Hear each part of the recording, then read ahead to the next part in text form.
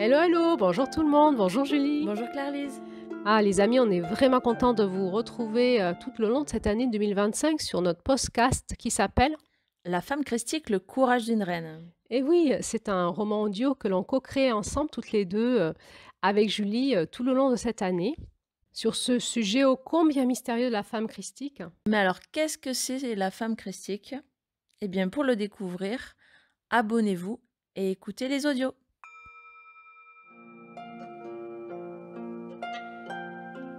Il était une fois, l'histoire commence comme ça. J'ai le courage d'une reine.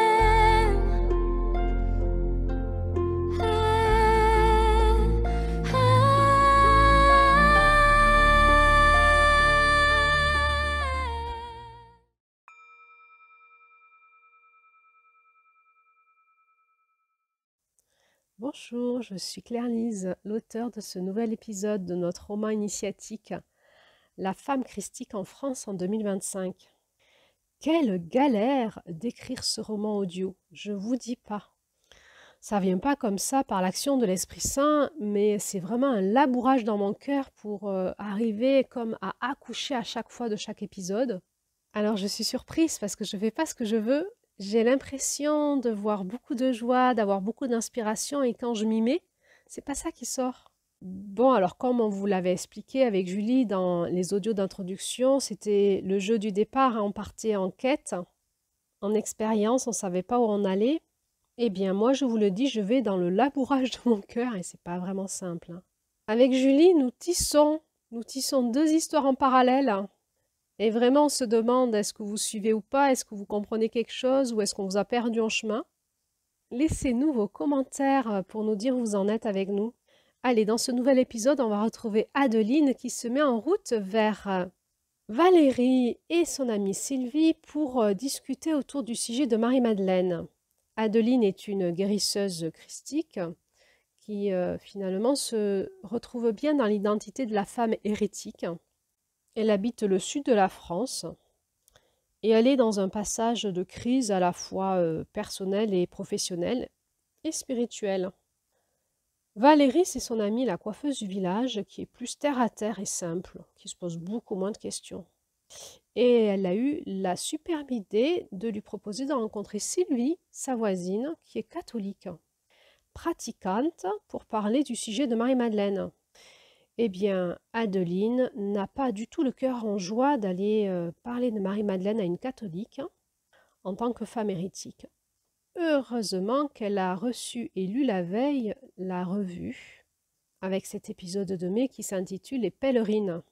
Elle se sent moins seule, elle se sent soutenue par cet auteur comme deux sœurs en chemin, comme deux artistes en quête de sens. Et c'est avec ce soutien que la vie lui propose qu'elle se dirige vers cette rencontre entre femmes.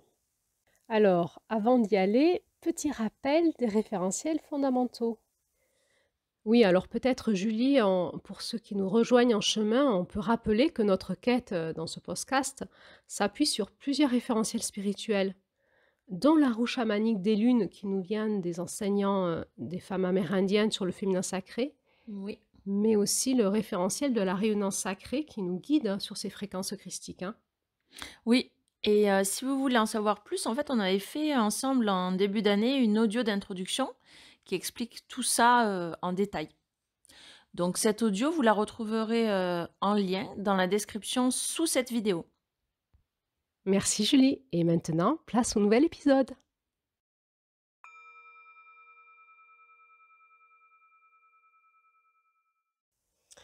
Adeline cheminait dans cette dernière rue de son village.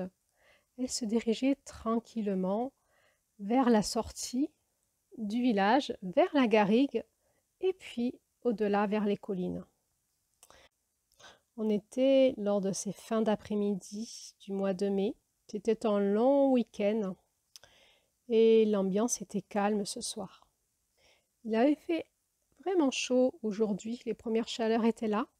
Et elle appréciait ce petit vent qui soufflait avec la luminosité qui déclinait déjà. Elle ressentait les premières ambiances de la soirée qui s'invitaient. Vous savez, ces soirées d'été qui étaient en train de s'installer avec l'arrivée du solstice, ces longues soirées d'été nous invitant à nous déposer sous les étoiles, à la fraîcheur, sur nos toits en terrasse, dans le sud de la France ou dans nos jardins. Ce soir, elle avait rendez-vous avec Valérie, son amie coiffeuse, et Sylvie, sa voisine, pour parler de Marie-Madeleine. Alors, Valérie l'avait un peu harcelée par SMS parce que Sylvie était demandeuse de cette soirée. C'est vrai que Adeline avait un peu repoussé. Elle était un petit peu mal à l'aise et elles avaient prévu finalement de se retrouver ce soir, en ce jeudi soir du pont de l'Ascension, tout là-haut, près de la source du village, dans la garrigue, toutes les trois seules, profitant de cette longue soirée, à l'écart du village, dans une ambiance de fin de journée, de lever des étoiles, intime, entre femmes. Sylvie va être ravie, lui avait dit Valérie. Tu sais, elle a 4 enfants, elle est très occupée. Et là, ça va être une soirée pour elle, où elle va laisser ses enfants à son mari et elle va prendre toute la soirée pour elle. Elle n'a pas l'habitude d'aller pique-niquer toute seule entre femmes dans la garrigue, dans la campagne. C'est un peu une soirée de fête pour elle, tu sais. Adeline avait vraiment été touchée par ces paroles, mais aussi mal à l'aise. Le sujet pouvait être délicat. Sylvie était catholique et Adeline ne se positionnait pas en tant que chrétienne quand elle parlait de Marie-Madeleine, mais plutôt en tant que femme hérétique. Elle n'avait pas envie d'activer une forme de malaise chez Sylvie, ou de confrontation, de dualité. Elle avait vraiment envie de respecter cette ambiance de fête et de pouvoir parler ensemble de cœur à cœur, mais elle ne savait pas si elle allait y arriver. Ce qu'elle avait à dire était tellement détonnant par rapport à ce que disait la religion chrétienne qu'elle risquait de heurter la conscience de Sylvie et ses croyances. Elle avait donc décidé de partir 2 heures en avance pour aller prier à la chapelle là-haut, méditer, écouter dans son cœur, se tranquilliser pour se sentir dans une bonne disposition de cœur et d'esprit pour pouvoir parler avec Sylvie et Valérie. Pour le moment, elle longeait ce mur en pierre. Qu'est-ce que c'est beau, les villages du sud de la France, dit-elle encore une fois. Elle contemplait ces maisons en pierre avec ces vieux volets, ces rosiers qui grimpaient par-ci par-là. Et puis vraiment, le mois de mai, c'était un mois béni dans le sud de la France au niveau des odeurs. Le jasmin éclosait de partout. C'était une plante grimpante du sud. Et au mois de mai, tout d'un coup, les rues se retrouvaient embaumées de cette forte odeur fleurie. Et là, avec ce petit vent qu'il y avait, elle avait l'impression que l'odeur était partout. Elle se rappela, tiens, la revue qu'elle recevait à son cabinet et les épisodes où il était décrit le lien entre le jasmin et le féminin sacré. Depuis, elle s'était fait du thé au jasmin régulièrement et elle s'était demandé, tiens, est-ce que je peux cueillir des fleurs là, en faire des tisanes? Elle était allée voir sur Internet parce elle avait vu qu'il y avait 2 sortes de jasmin. Il y avait ce jasmin-là qui fleurissait au mois de mai, puis il y avait le jasmin étoilé qui semblait fleurir toute l'année. Elle continua à remonter la rue, ses murs en pierre. Elle aimait bien regarder ce qui se passait dans les jardins ou dans les maisons. Écouter le son de la vie, peut-être une vaisselle qui clinquait, l'odeur d'un plat, une voix qui parlait. Et ce soir, c'était spécialement calme. Elle se demanda d'un coup, mais c'est peut-être la feria à Nîmes. C'est pour ça ils sont tous partis à la fête et nos rues sont désertes. Mais cela n'allait pas durer, car dès demain, dans son village, ce serait la première fête votive de l'année. Dans le sud de la France, il était des traditions que les personnes, les gens, les jeunes attendaient avec impatience, les fêtes votives. Chaque village avait 2 fêtes votives par été, et cela durait 2 à 3 jours et 2 à 3 nuits. Alors on allait faire venir les forains pour les manèges, mais aussi les taureaux. Il y allait avoir des jeux avec les taureaux, mais surtout, beaucoup d'alcool, de beuverie, de personnes qui allaient vomir dans les rues, qui allaient pisser partout, et éventuellement qui allaient dégrader les lieux, car ivres et se mettant des défis de jeunes, tous les uns plus imbéciles que les autres. Chaque jour et chaque nuit, ça allait monter crescendo. Et puis, il y allait avoir la musique, une partie de la nuit. Alors les jeunes adoraient ce genre de fête. Ils se rencontraient entre eux. Ils se sentaient autorisés à faire beaucoup de bêtises et à beaucoup boire. Mais pour Adeline, c'était vraiment une épreuve. Pour elle, tout d'un coup, ces belles rues de ce vieux village allaient devenir le lieu où circulent des humains dépravés.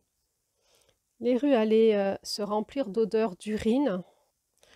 Chaque matin, quand elle ouvrait sa porte d'entrée, elle avait des vomis devant sa porte. Et si elle ne prenait pas soin à enlever ses plantes, eh bien, elle les retrouvait toutes arrachées, cassées. C'était vraiment éprouvant. Mais pour le moment, elle profitait de ce calme avant la tempête. Elle tourna à gauche, sortit du village et se retrouva cheminant sur une vieille route qui serpentait entre les champs des oliviers et remontait là-haut pour finir sur des chemins allant dans la garrigue. Elle se dirigeait vers la colline qu'elle allait gravir pour se retrouver tout en haut devant cette vieille chapelle en ruine du Moyen Âge, mais qui était toujours habitée d'énergie intense. Elle avait pris l'habitude, quand elle avait besoin de se retrouver et d'avoir de l'aide, d'aller prier là-haut. Et elle ressentait la présence de toutes ces énergies qui venaient l'aider, lui faire des soins, clarifier ses fréquences dans son cœur, dans son esprit, et l'aider à retrouver l'amour en elle. C'était un endroit vraiment habité, et elle aimait aller y faire des petits rituels secrets à sa façon. Elle savait que si les anciens avaient construit cette chapelle en haut de cette colline, c'est que ce lieu était déjà habité et probablement c'était un lieu de rituel avant même le christianisme. Chaque fois qu'elle allait là-haut, elle avait l'impression de se retrouver quelques 2000, 3000 ans avant avec les anciens, faisant des rituels dans les bois avec les esprits des lieux. Cheminant sur cette vieille route dépravée, elle observait la nature autour d'elle. Oh là là, c'est vrai qu'il a beaucoup plu ce printemps et c'est vraiment très très vert. Qu'est-ce que c'est beau! Il y avait beaucoup de fleurs de différentes couleurs qui s'agitaient au vent, des roses, des bleus, des mauves, des jaunes, des blanches. Toutes ces herbes hautes, ces graminées. Elle pensa à sa sœur, elle se dit, oulala, si elle était là, elle éternuerait tellement elle est allergique, la pauvre. Mais moi, c'est bon ces odeurs d'herbe. Elle passa devant ce champ d'olivier qui appartenait à un de ses voisins et il y avait une bonne odeur de foin. Ah, il a fauché lui, les herbes. Qu'est-ce que ça sent bon! Le foin, les herbes et les genêts, bien sûr. Dans la garrigue, c'était aussi l'époque des genêts, vous savez, ces arbustes avec ces fleurs jaunes qui envahissent toute la garrigue. Et ils ont une odeur tellement forte, tellement bonne. C'est vraiment le festival des odeurs au mois de mai ici, entre le jasmin et les genêts. Et l'odeur des pins qui ont chauffé au soleil toute la journée. Elle entendait les oiseaux un peu partout qui chantaient en cette fin de journée. Elle ressentait cette bise qui lui caressait le corps, c'était tellement agréable. Mais elle se sentait agitée. Encore une fois, comme souvent quand elle se promenait dans la nature, elle se dit « Qu'est-ce que c'est dommage que ma tête s'agite comme ça alors que je suis dans un environnement tellement paisible et beau. Pourquoi je suis agitée comme ça aujourd'hui ?» Elle se sentait dans plusieurs états en même temps. Il existait en elle une profonde joie d'être là, une profonde paix. Et puis, elle sentait comme de l'amertume. Et puis, dans sa tête, elle était agitée. Elle respira un grand coup, continuant à monter sur le chemin. Maintenant, elle avait atteint la garrigue et la forêt. Et elle était en train de gravir la pente de la colline. Elle respira tout en cheminant, s'intériorisa et se dit « Dans quel état suis-je » Et puis, elle ressentit que dans son âme de lumière, elle était vraiment en joie, mais que dans son cœur, elle avait de l'amertume. C'est toujours étrange de sentir ces oppositions en moi. Pourquoi je ne suis pas joyeuse partout? C'est quoi cette amertume que je sens dans mon cœur? Et puis, dans sa tête, elle avait l'impression qu'elle moulinait dans ses pensées pour trouver une solution à un problème. Bon, c'est vrai que en ce mois de mai, elle avait vécu plein de choses plus ou moins agréables. Et elle avait prévu, pendant le mois de juin, de partir 15 jours en montagne, faire une quête de silence, de vision, pour vraiment digérer, écouter, digérer, se pacifier avec tout ça, et reprendre des décisions pour le futur qui allaient dans le sens de son cœur. Bon, j'aurai le temps de faire mon bilan dans 15 jours. Là, ce n'est pas le moment ce soir. Elle avait, entre autres, vécu une vraie dispute avec Stéphane, son ami du yoga, avec qui elle devait partir en vacances avec son bateau, et elle avait décidé de ne plus le voir. En tout cas pour le moment, de prendre du recul. Qu'est-ce que c'est compliqué ces relations homme-femme, se dit-elle. Au mois de juin, je me fais un bon bilan sur tout ça pour bien comprendre où j'en suis et où je vais. Elle sentait que dans son cœur, son amertume était probablement reliée à ça, et que sa tête moulinait pour essayer de trouver, par ce moulinage, une résolution de problème. Mais c'est pas le moment là ce soir. Elle repensa au sujet qu'elle allait aborder ce soir à Marie-Madeleine, et comme ça, elle se dit, qu'est-ce qu'aurait fait Marie-Madeleine dans ma situation? Je crois que c'est la vraie question de mon cœur, ma quête. Allez, je vais faire un bon bilan sur Marie-Madeleine ce soir, et puis en juin, je vais plus loin. Plus loin dans ma quête de femme christique en lien avec les hommes. Elle continua sur ce sentier qui devenait de plus en plus escarpé, et elle écoutait toujours dans son cœur qu'est-ce qui se disait dans son amertume. Et puis, elle fut surprise de voir que c'était la revue qu'elle avait lue hier qui l'avait activée. Cette revue qu'elle avait achetée et qu'elle recevait tous les mois pour sa salle d'attente et qu'elle s'était mise à lire avec grand intérêt et assiduité, elle aussi. Quel étonnement de voir cet auteur qui parlait de ce sujet sur la femme christique qui était aussi sa quête, et de voir qu'avec cet auteur, elles avaient finalement peut-être la même quête et qu'elles en arrivaient aux mêmes questions et peut-être aux mêmes conclusions. Elle était sensible à la recherche de cet auteur comme une artiste qui écrivait ce roman initiatique et qui essayait à travers ses personnages de trouver des réponses à ces questions. Comme elle essayait de trouver des réponses à ces questions en écrivant son journal intime. Pour finir, on est deux artistes en quête de sens, se dit-elle. Elle avait pris la revue dans son sac à dos parce qu'elle avait envie de la relire un petit peu. Il y avait tellement eu de choses dans cet épisode du mois de mai qui s'appelle « Les pèlerines » qu'elle avait envie de prendre le temps et la tranquillité de se poser dans l'herbe près de la source du village pour relire quelques passages qui l'avaient vraiment bouleversée. Elle avait besoin d'intégrer le message. Mais, se demanda-t-elle, pourquoi je ressens de l'amertume face à ce que j'ai lu hier dans cette revue? Ce qui m'agace, c'est le côté un peu bisounours. On a l'impression que les personnages de cette revue sont vraiment pleins de bienveillance, au cœur pur, dans une quête pure. D'abord, Anaé, on a l'impression qu'elle n'a pas besoin de travailler, elle vit de quoi? C'est vraiment un monde de rêve où tout le monde est gentil, tout le monde se côtoie, partage, font des fêtes, et personne n'a l'air de vraiment travailler, de faire face aux vraies adversités de la vie. Ce qui m'agace, c'est ce décalage entre le fantasme et le réel. Moi, dans ma vraie vie, ma quête de femme christique, elle est vraiment différente. Toute la journée, j'écoute la souffrance humaine, je fais face aux propres obscurités de mon cœur. je ne suis pas vraiment toujours gentille, de bonne humeur. Il faut que je bosse pour gagner de l'argent, il faut que je fasse le ménage chez moi, que je fasse des courses, ma comptabilité. Je côtoie des amis, je me dispute avec eux. Je suis pleine de jugements souvent. J'ai encore plein de blessures que j'arrive pas à traiter en moi et à pardonner. Je suis souvent pleine de colère et de rébellion.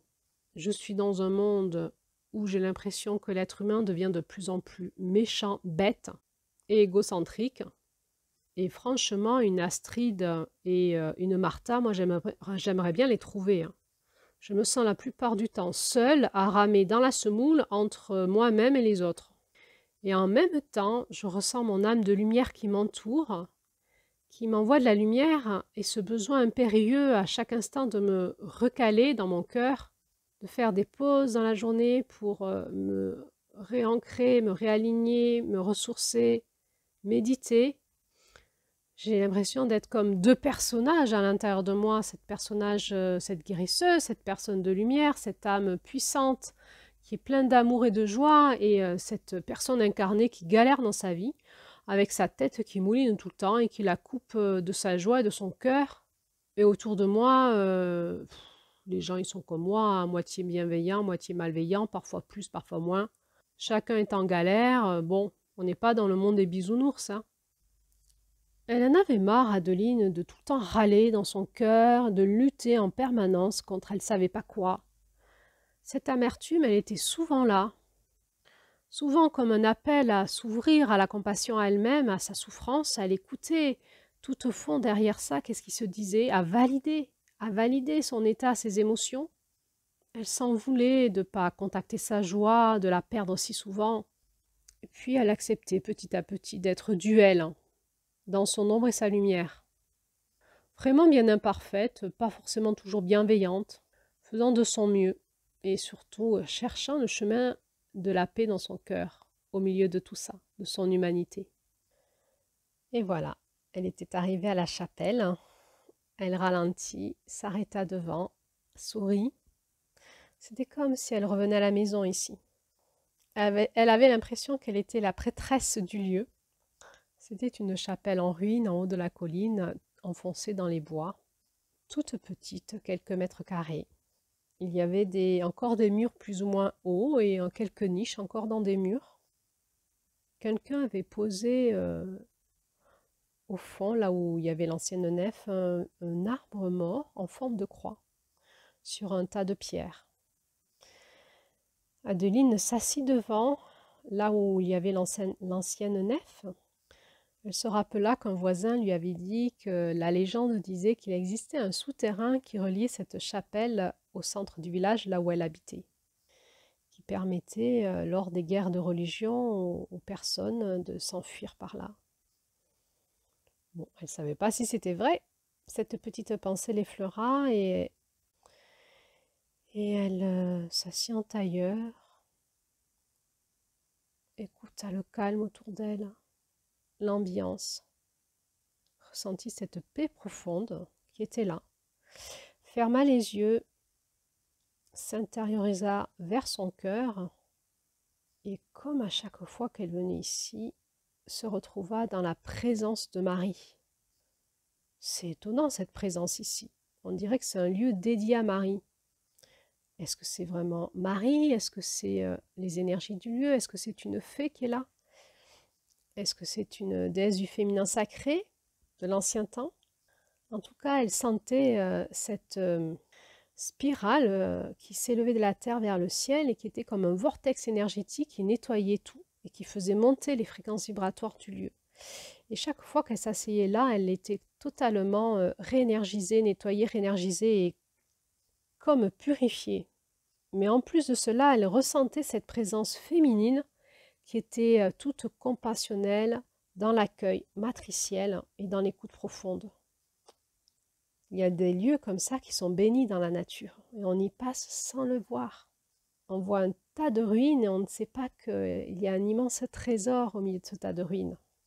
Elle se rappela comme ça une phrase qu'elle avait lue dans la revue les mois d'avant. Celui qui a des yeux pour voir ou des oreilles pour entendre. C'est vrai qu'avec les yeux et les oreilles du cœur, on voit beaucoup de choses, on entend beaucoup de choses que l'on ne voit pas quand on n'a pas cette conscience-là, cette présence-là. Elle respira, se mit dans sa tranquillité, attendant un long moment pour que l'apaisement arrive, pour qu'elle puisse retrouver son unité intérieure, comme si elle pouvait ici déposer tous ses fardeaux. Fardeaux vibratoires, énergétiques, psychologiques, spirituels, relationnels, soucis d'avenir. Faire le vide et rentrer dans la tranquillité profonde. Et puis elle se mit à prier à haute voix. « J'ai peur, dit-elle, j'ai peur de dire n'importe quoi ce soir. Marie-Madeleine est un sujet très clivant, mais tellement à la source du féminin christique et tellement caché. Je ne me sens pas digne de parler d'elle, car trop encore en quête. J'ai peur de tomber dans le piège d'activer de la dualité, de la confrontation de croyances et de semer de la division entre femmes. Je me sens tellement éloignée de la femme chrétienne. Et Sylvie semble tellement désirer passer un bon moment entre femmes pour parler de sujets qui probablement la passionnent aussi.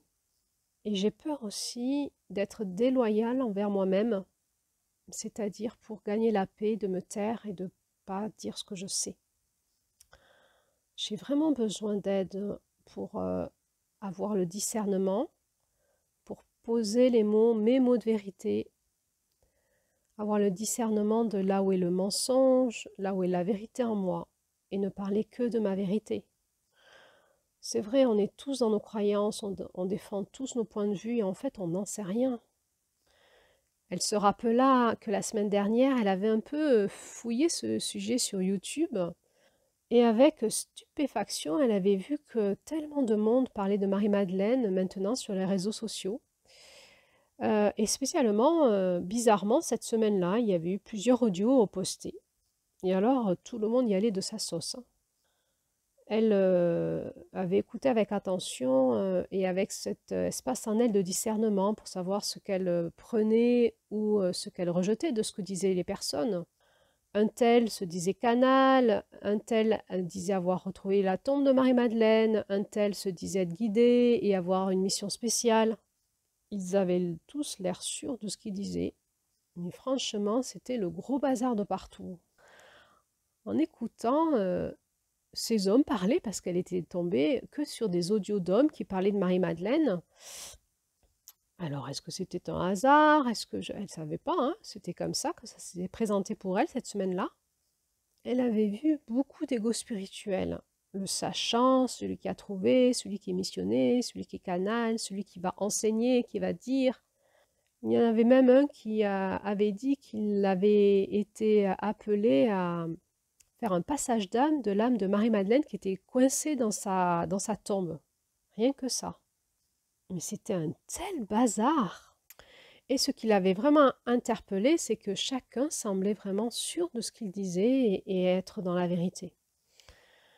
Mais Adeline, dans son cœur, savait reconnaître ce qu'elle pouvait retenir ou pas de ce que disaient les personnes. Simplement quand son cœur reconnaissait la présence dans la parole de l'autre, la fréquence, et que son âme s'animait de joie. Eh bien, dans tous ces hommes qu'elle avait écoutés, il y en avait un seul qui l'avait vraiment remis en joie. C'était Christian Doumergue qui avait écrit le livre Marie-Madeleine ou la quête de l'âme et qui lui avait fait vraiment une enquête journalistique et historique de Marie-Madeleine. Elle avait senti son côté de recherche de vérité, d'humilité aussi. Elle avait bu ses paroles et elle avait lu son livre qui l'avait beaucoup nourrie. Elle n'avait pas vibré sur tout, elle n'était pas en accord sur tout et elle s'amusait à voir que finalement l'énergie d'un homme et celui d'une femme n'étaient pas la même sur ces sujets-là. Mais elle trouvait que c'était une bonne base d'investigation de d'abord d'aller se pencher sur les écrits apocryphes, sur la gnose et surtout le côté historique et légendaire de Marie-Madeleine en France. Elle se disait que c'était une bonne base d'ancrage sur ces sujets-là qui sont tellement cachés et qui probablement parle d'une essence pure de ce qui est au démarrage, vraiment l'essence sacrée, quelque chose qui est caché et qui n'est révélé qu'aux personnes qui ont le cœur ouvert pour l'entendre. Elle se rappela dans la revue qu'elle avait lue hier, dans l'épisode de mai, combien aussi Anaïs s'était posé des questions en lien avec la voyance et la canalisation, comment les personnes savaient que ce qu'elles ressentaient, qu'elles voyaient, qu'elles canalisaient était vrai, ou est-ce que c'était, comme elle disait, des conneries. Et Adeline se disait que c'était un vrai sujet d'actualité et elle avait pris le parti de retourner dans son humilité, tellement parfois elle s'était trompée dans ce qu'elle avait ressenti ou prédit, et que parfois, au contraire, elle avait été vraiment clairvoyante. Son expérience de vie lui avait appris à revenir dans l'humilité et à sortir de l'espace du sachant, et à se mettre plutôt en prière et d'écouter, d'écouter, d'écouter, d'écouter. Elle se rendit compte tout d'un coup qu'elle n'écoutait plus du tout son cœur, qu'elle était retournée dans ses pensées. Oh, que c'est dur, dis donc. Elle respira à nouveau et puis se remit dans un état de méditation pour se reconnecter à son cœur et re-rentrer dans sa tranquillité, dans ce silence profond, dans le vide, jusqu'à ce qu'elle puisse de nouveau être en présence de sa voix d'amour à l'intérieur d'elle-même. De nouveau, elle vit et sentit dans son cœur cette présence féminine qui habitait ces lieux. Elle sentit tout cet amour compassionnel l'entourer, l'habiter. Elle rendit grâce, elle remercia pour cette présence, pour ce lieu, pour ses soins. Elle ressentit cette forte lumière dorée qui l'entourait, mais qui était aussi dans son cœur. Elle se laissa baigner dedans. Un long moment. Et puis elle décida de convoquer son journal intime. Elle appela Jéshua. Elle vit comme une porte s'ouvrir et un rayon argenté apparaître, s'agrandir, l'envahir de l'intérieur d'elle-même. Elle avait de nouveau l'impression d'être en lien avec les étoiles. Et elle dit à l'intérieur d'elle-même, en ce mois de mai, en ce jour de l'ascension, je me sens perdue. J'ai l'impression de rien savoir, d'être en quête dans quelque chose que je sais pas. J'ai l'impression que ce soir, il va falloir que je parle d'un sujet que je ne connais pas. Qui suis-je, moi, pour parler de Marie-Madeleine? Et dans cette auréole argentée, dans son cœur, elle vit en filigrane comme une présence féminine s'approcher, se faire de plus en plus nette. Elle était voilée et elle lui dit tu es ma sœur des étoiles. Dans ton cœur, tu as la poussière de ma présence. Toi et moi, nous sommes différentes, mais aussi unifiées. Tu luttes beaucoup, Adeline, et quand tu luttes, c'est simplement que tu n'es pas dans ma présence. C'est que tu ne vis pas simplement les choses. Quand tu te poses des questions, quand tu es agité dans ta tête, c'est que tu n'es pas sur la bonne fréquence. Alors tu t'agites pour essayer de comprendre ce que tu ne peux pas comprendre. Mais c'est quoi la bonne fréquence? C'est juste d'être câblé sur la bonne fréquence, comme une radio qui cherche une fréquence. Et une fois que tu es sur la fréquence, tu laisses faire. Ça passe tout seul. Mais pourquoi je perds cette fréquence? Ah, ça c'est la quête spirituelle, hein. C'est la dualité entre le monde de l'esprit et de la matière. Mais dans ton cœur, tu es unifié. Et dans ton cœur, il n'y a plus de dualité entre l'esprit et la matière. Adeline fait silence, essayer de comprendre, vraiment de se mettre dans son cœur pour essayer de comprendre. Elle n'avait pas l'impression de vraiment tout comprendre, mais elle laissait faire. Alors, la voix de cette présence féminine lui dit, tu sais Adeline, tu n'as pas besoin d'être parfaite ce soir. Tu es toi-même avec ta dualité, avec tes appréhensions. Sylvie, elle sera elle-même avec ses croyances et ses envies. Valérie, elle sera elle-même avec sa simplicité et son côté plus terre à terre.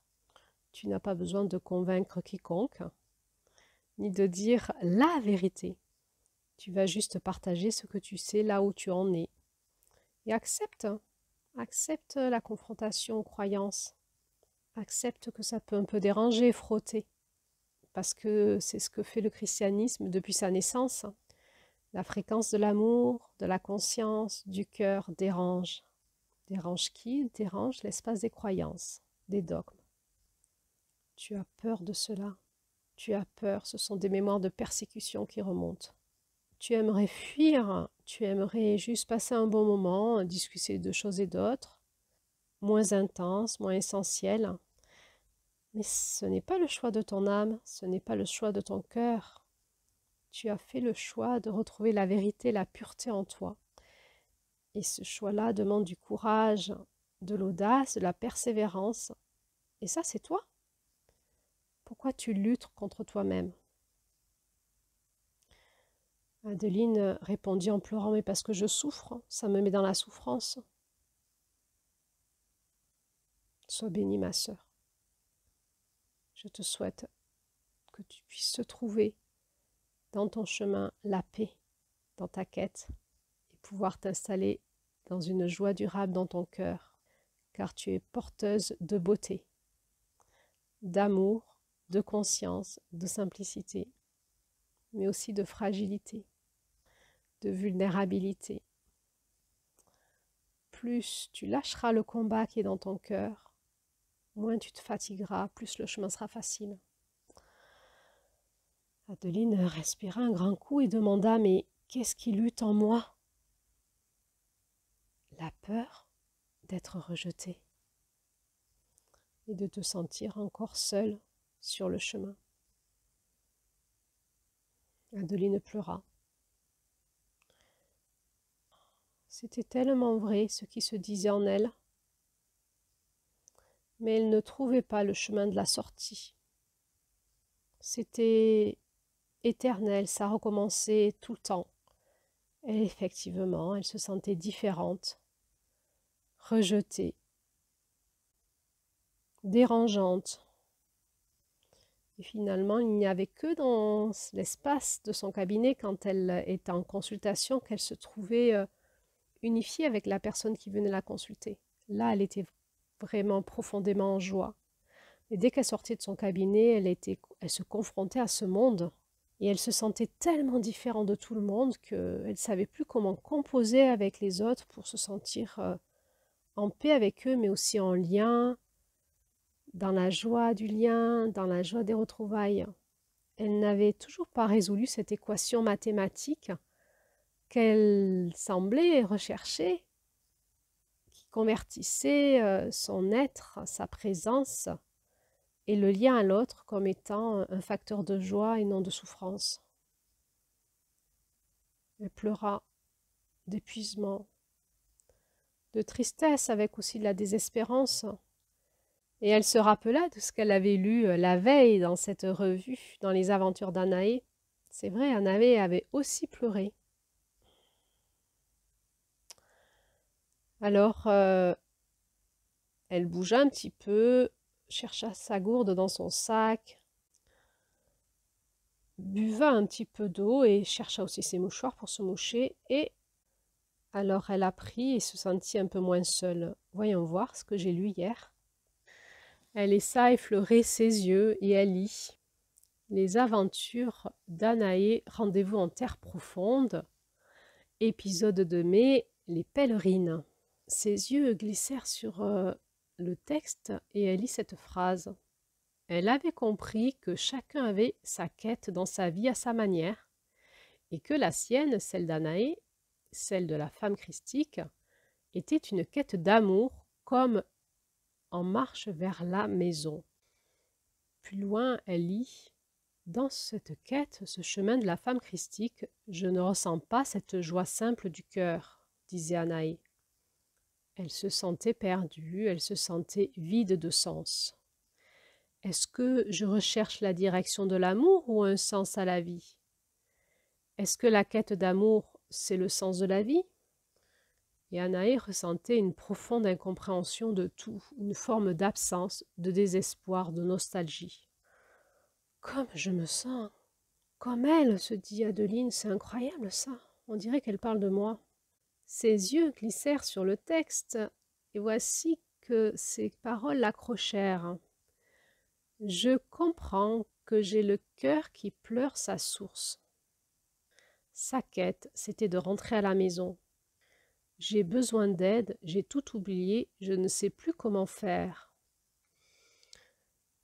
Adeline se demanda si pour finir, d'être incarnée sur Terre, c'était pas juste accepter ce sentiment de séparation permanent de la source.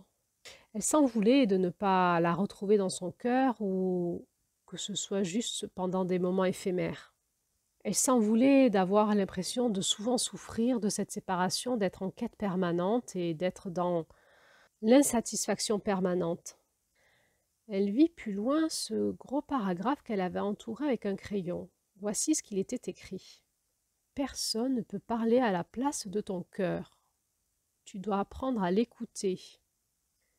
Tu dois accepter de prendre le risque d'entendre ce qu'il a à te dire, car il est la voix pure de l'amour. »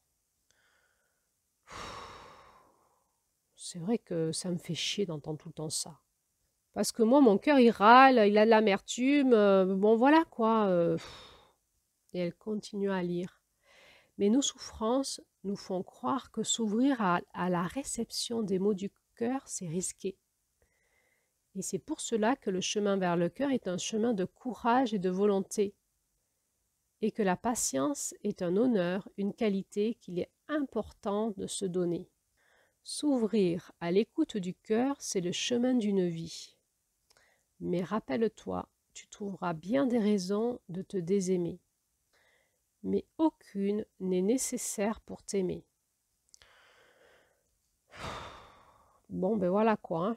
Comment je fais moi avec tout ça maintenant?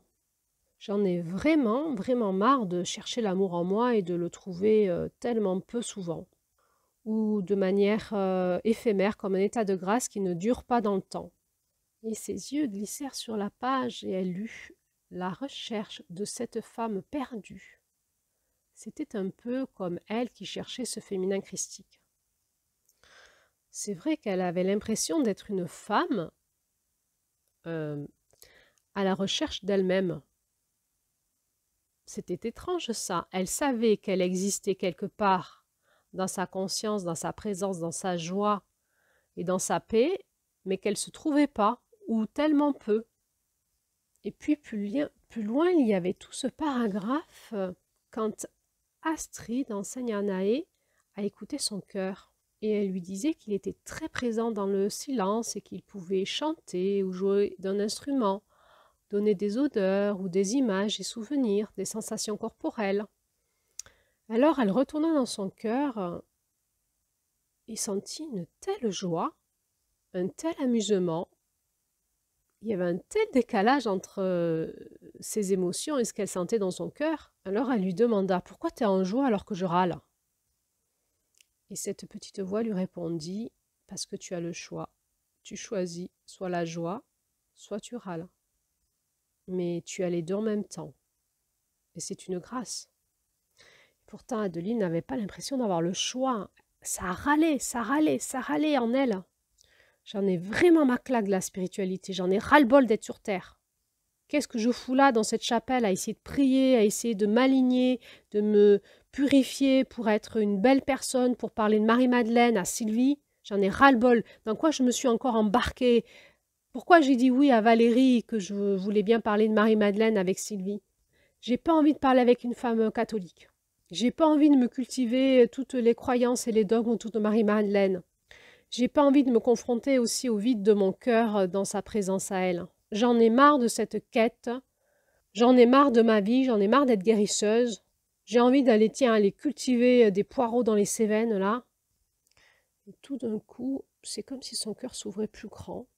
Et elle sentit cet espace en elle qui était profondément bouleversé, qui avait une telle soif d'amour, une telle soif de totalité, d'absolu, qui ne pouvait se satisfaire de la médiocrité. Et elle a entendu cette petite voix qui lui dit « Reste là un moment et honore-toi là-dedans. Ne veux rien d'autre que ta souffrance là où tu en es aujourd'hui. Tu es au bon endroit dans ton cœur. » Putain, ça fait chier, dit-elle avec un brin d'irrévérence dans le sacré. C'est pas là que j'ai envie d'être, là. Je suis pas venue dans cette chapelle pour vivre ça, là. Je crois que je suis une âme rebelle. Je suis rebelle à l'amour, je suis rebelle à tout. Je vais jamais trouver un espace de satisfaction dans ma vie. Quoi que je fasse, je suis pas contente. J'ai senti de nouveau cette présence dans la chapelle, toute pleine de compassion, qui, comme l'écoutait, et pouvait la prendre dans ses bras, la bercer. Alors elle se mit à pleurer. Elle se sentait comme là, tout d'un coup, profondément aimée, entourée. Elle remercia pour cette présence, pour ce lieu, pour ce moment, pour cette écoute, pour cette vérité. Elle se sentit rentrer en elle dans l'humilité. Il y avait tout et rien en même temps, et c'était bien ainsi. Elle reprit sa revue et relit les mots de l'auteur. Elle se rappela sa joie d'avoir lu ces mots et aussi d'avoir vu le nom de l'auteur. Enfin, s'était-elle dit, l'auteur sort de sa grotte et se met en lumière. Il faut vraiment que je voie si j'ai un endroit où la contacter. J'aimerais vraiment la connaître, cette personne, et lui parler. On est comme deux artistes en quête de sens, deux sœurs de chemin. Il faut qu'elle sache qu'elle me fait du bien, que de la lire me fait avancer. Et alors, pour se faire du bien, elle relit les mots de cet auteur, qui se nommait Noura Hertz. Voici ce qu'elle écrivait. À travers les aventures d'Anaé, j'ai à cœur de transmettre en douceur les difficultés, challenges et adversités rencontrées sur ce chemin de reconnexion aux énergies christiques et au féminin. Le courage qu'il faut pour choisir de faire ce pèlerinage et tout le soutien que la vie nous propose à chaque pas. En tant que femme, je me pose beaucoup de questions sur la manière de me relier à ces énergies tout en portant un passé douloureux de coupure au féminin. Notre histoire en France montre la mise à mort, les atteintes portées au corps, aux âmes, aux esprits, au cœur, et à la dignité de ceux et celles qui ont révélé. Le mot en lui-même, christique, est largement associé à tout cela, à la religion, au dogme, à la division, aux guerres et à la souffrance. Ou alors il est attribué aux hérétiques, aux illuminés, à une forme de folie dangereuse et déviante. Parfois il est porté par certaines personnes comme des guérisseurs. Et il est communément pensé qu'ils ont reçu des dons exceptionnels, un peu comme si les énergies christiques étaient réservées, attribuées ou non attribuées. On peut donc comprendre toutes les résistances intérieures que l'on peut traverser à aller dans ce chemin christique et à l'assumer. Et l'auteur de la revue continuait ainsi. Aujourd'hui, j'ai décidé d'écrire ce mot afin de ne plus me cacher dans ma quête qui prend forme à travers les aventures d'Anaé et d'ouvrir la porte à tous ceux et toutes celles qui sont comme moi en chemin. Parfois, en tant qu'auteur, ce sont nos personnages et l'histoire que l'on écrit qui nous enseignent. Comme Anaé, j'essaie d'écouter un peu plus mon cœur et d'avoir le courage d'une reine, de tisser ensemble sur le chemin du féminin christique. À bientôt pour de nouvelles aventures en terre profonde, signé Noura Hertz. Adeline se sentit vraiment moins seule, que c'était bien écrit, c'était tellement touchant, tellement perturbant, que j'aimerais bien rencontrer cette personne. Elle se releva, rangea sa revue dans son sac à dos, remercia encore une fois toutes les présences qui habitaient cette chapelle et décida de continuer son chemin vers le moulin. De là-bas, elle allait avoir une vue splendide sur la vallée. Elle allait pouvoir un petit peu méditer avant de redescendre vers l'espace où il y avait la source et où elle allait pique-niquer avec Valérie et Sylvie. En arrivant au moulin, elle contempla encore la beauté du lieu, Ce moulin tellement rond, tellement bien restauré en pierre, qui surplombait toute la vallée qui était éclairée par les couleurs du soleil couchant, en tout cas d'une soirée qui s'avançait tranquillement. En bas, elle voyait ces champs de vignes comme des carrés qui avaient été peignés en rangées. C'était beau. Il y avait aussi des champs d'oliviers qui scintillaient au soleil de leur couleur argentée. Et puis toutes ces taches jaunes qui parlaient de tous ces genêts en fleurs, tout au loin, qui se confondaient avec l'horizon, la mer. Et puis tout autour d'elle, des collines, avec d'autres moulins un peu partout. En face, la colline de Nage avec l'Oppidum, ce vieux village gallois en ruine qu'il habitait encore. À gauche, tout au loin, elle voyait le mont Ventoux. Et tout à droite, tout au loin, elle voyait le pic Saint-Loup. Elle s'assit sur les marches du moulin, contempla la beauté de cette vallée, ressentit la douceur du vent qui effleurait son corps, qui agitait les chênes verts autour d'elle. Elle entendit les oiseaux et elle sentit la présence, ce souffle d'amour qui est là, en toute chose, dans tout lieu.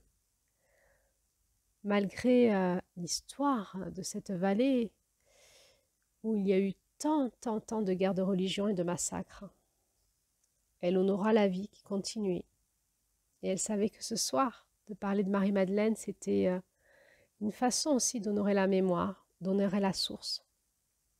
C'est avec joie qu'elle se leva pour redescendre sur le sentier abrupt et rejoindre un peu plus bas ce lieu magique où il y avait la source du village, mais pas que ça. Ce lieu était aussi habité, il y avait des grandes tables en pierre gravées de signes étranges. Et Adeline savait que c'était un lieu où il y avait eu dans l'ancien temps des rituels et qui était encore habité par ces présences, ces anciens, ces ancêtres. Revenir à la source des choses, c'était important dans notre monde qui va toujours trop vite et qui ne sait pas d'où il vient et où il va. Revenir à la source du christianisme et rester en quête dans son cœur, en quête de vérité, d'écoute dans le silence et de partage. Finalement, c'était important de pouvoir vivre ça ce soir avec Valérie et Sylvie. C'est donc finalement avec joie qu'elle se mit en route vers ces deux autres femmes probablement en quête de sens comme elle. Mais oui, mais je ne suis pas seule, que je suis sotte. On sera ensemble ce soir, c'est chouette. On va se retrouver. Et elle dévala la pente, le cœur léger.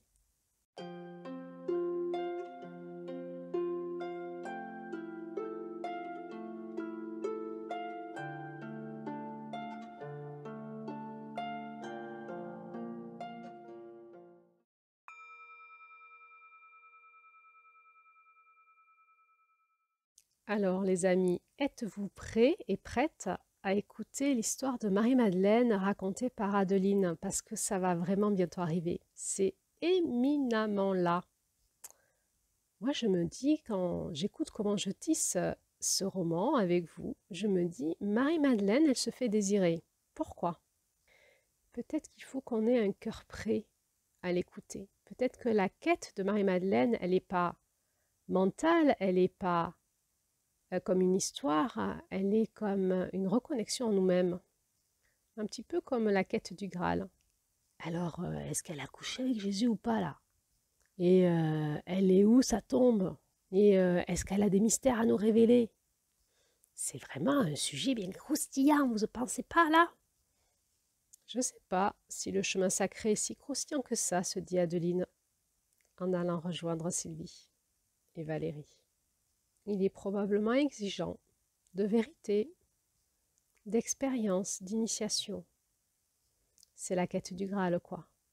Alors, pour savoir la suite, restez bien à l'écoute, abonnez-vous, mettez la cloche pour avoir les notifications quand les audios sortent.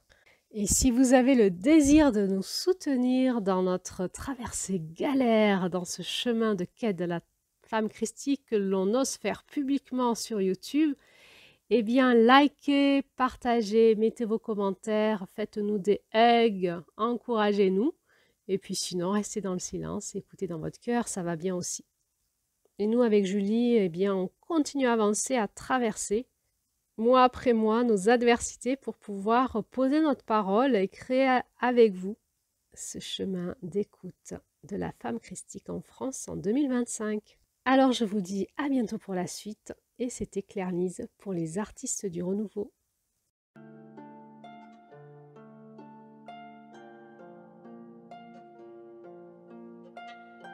J'ai le courage d'une reine.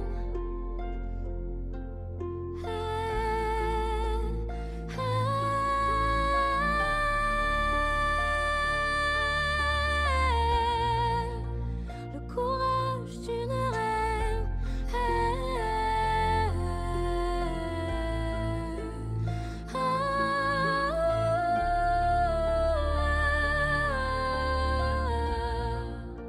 Le courage d'une reine. Il était une fois la vie nous brûle parfois. À chaque éclat de rire, j'ai gravé ton sourire. Rien que pour moi.